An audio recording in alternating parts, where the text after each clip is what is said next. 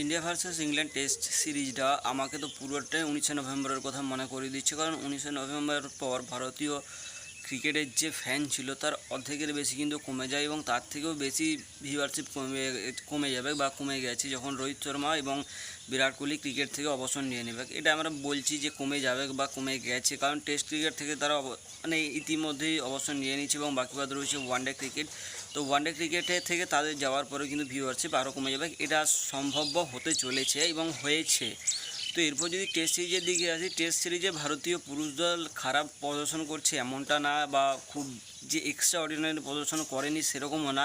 অর্থাৎ ভারতীয় পুরুষ দল দুটোই করে দেখিয়েছে, কিন্তু মানে যেটা আমাদেরকে মেন দরকার, অর্থাৎ যে জিত বা যে জয়লাভটা আমাদের খুবই খুবই দরকার, সেটা হতে চাচ্ছে না বা হচ্ছে না। এটা একটা আলাদা রকম পর্যায়ে পৌঁছে গেছে। ভারতীয় পুরুষ দল যতই চেষ্টা করুক না কেন, সে শার্দুল ঠাকুর হোক বা ঋষভ পান্ত রিটায়ার হার্ড হয়ে যাওয়ার পরও সে ব্যাট করতে আসে এবং যে ইনিংসগুলো ভারতীয় পুরুষ দল খেলেছে প্রথম ইনিংসের চতুর্থ টেস্ট ম্যাচে, সেখান থেকে আমার তো মনে হয় না যে কেউ চেষ্টা করেনি। চেষ্টা সকলেই করেছে, কিন্তু পারফরমেন্স আসেনি। অর্থাৎ আমাদের তখন লেগেছিল যে এটা একটা বলিং পিচ বা এটা একটা হার্ড পিচ ব্যাটারদের জন্য, যেখানে ব্যাটাররা সার্ভাইভ করতে পারছে না বা স্কোর করতে পারছে না।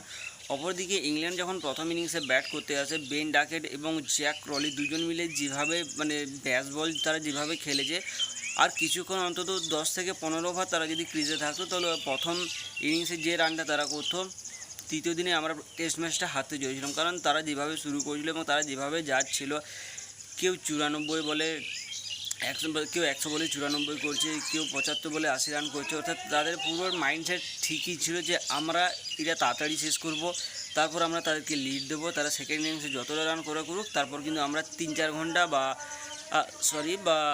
6-7 ঘন্টা পরের দিন থাকার সময় আমরা ম্যাচটা জিতে যাব। অর্থাৎ 3-4 ঘন্টা এই জন্য বলছি, কারণ একটা টার্গেট তো লিমিটেড ওভারে দিয়ে দেয়, যেহেতু টিম ইন্ডিয়া একটা বড় টোটাল যে তারা মানে ইংল্যান্ড প্রথমে তো লিডটা শেষ করে দিত এবং কালকে তারা যেটা করেছে লিডটা প্রায় শেষই করে দিয়েছে। তারপর তারা একটা টার্গেট সেট করতো টিম ইন্ডিয়ার জন্য, আমাদেরকে সেই টার্গেটটা আগে অ্যাচিভ করতে হতো, তারপর আমাদেরকে আবার টার্গেট সেট করতে হতো ইংল্যান্ডের জন্য, যেটা একটা মানে কী বলবো অসম্ভব রকমের ব্যাপার হয়ে দাঁড়াতো। তো যাই হোক, দুই বিধ্বংসী ব্যাটার জ্যাক ক্রলি এবং বেন ডাকেট দুজনে আউট হয়ে ফিরে যায়।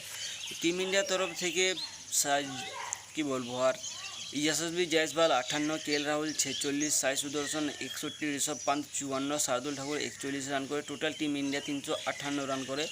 অপর দিক থেকে জোফরা আর্চারের 3 উইকেট, এটা একটা মানা যায়, এটা একটা মানার মতো বিষয়। ক্রিস ওকস 1 উইকেট, ঠিক আছে, কিন্তু বেন স্টোকস 5 উইকেট তুলে নেয়। অপরদিকে ইংল্যান্ড যখন ব্যাট করতে নামে, জ্যাক ক্রলি 84, বেন ডাকেট 94 এবং অলিপো 20, তার সাথে সাথে জো রুটো নট আউট আছে। ইংল্যান্ড 225 রান করে ফেলেছে 2 উইকেট হারিয়ে, এবং এল রসন নামে এক নতুন বোলার এনেছে ইংল্যান্ড, সেখানে সে উইকেটও নেয়।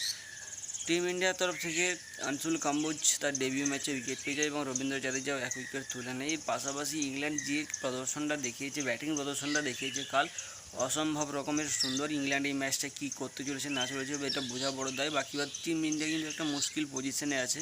আমার যতদূর মনে হয় এখান থেকে যদি টিম ইন্ডিয়া বেরোতে না পারে, তো এই টেস্ট ম্যাচ চতুর্থ টেস্ট ম্যাচেই পুরো রেজাল্ট বেরিয়ে চলে আসছে। বাকিবার আমার যতদূর মনে হয় এই টেস্ট ম্যাচ ড্র হতে চলেছে। বাকিবার তোমাদের মতামত তোমরা অবশ্যই জানাতে পারো কমেন্ট বক্সে।